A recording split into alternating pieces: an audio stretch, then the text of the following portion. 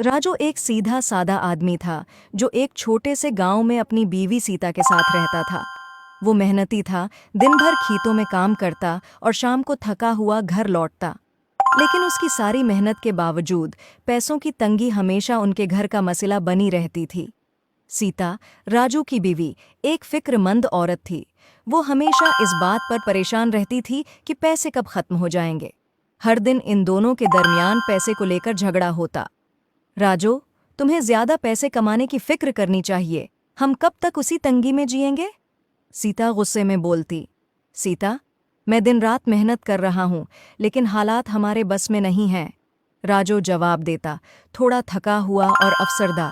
एक दिन सीता खेतों में जा रही थी और चलते चलते अचानक सीता का पांव किसी सख्त चीज से टकराया। उसने नीचे देखा तो वहां एक पत्थर रास्ते में पड़ा था। सीता ने सोचा कि कोई उस पत्थर से गिर जाएगा, तो सीता ने वो पत्थर उठाया तो उसके नीचे एक जमीन में एक पुरानी सा संदूक नजर आया। तजस्सुस में सीता ने संदूक खींचकर बाहर निकाला और खोलकर देखा तो हैरत ज़दा रह गई।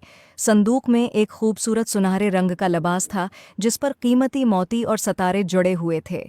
लिबास पर एक अजीब सी चमक थी, जैसे वो जादुई हो। सीता ने बगैर सोचे समझे वो संदूक लिया और घर वापस आई। सीता ने राजू को संदूक दिखाया। राजू ने जब वो लिबास देखा तो सोचा कि उसे बेचकर हमारे हालात बेहतर हो जाएंगे, मगर सीता को वो लिबास बहुत पसंद आया था। जब सीता ने वो लिबास पहना, अचानक उसके अर्द गिर्द एक रोशनी फैल गई और एक परी नमूदार हुई।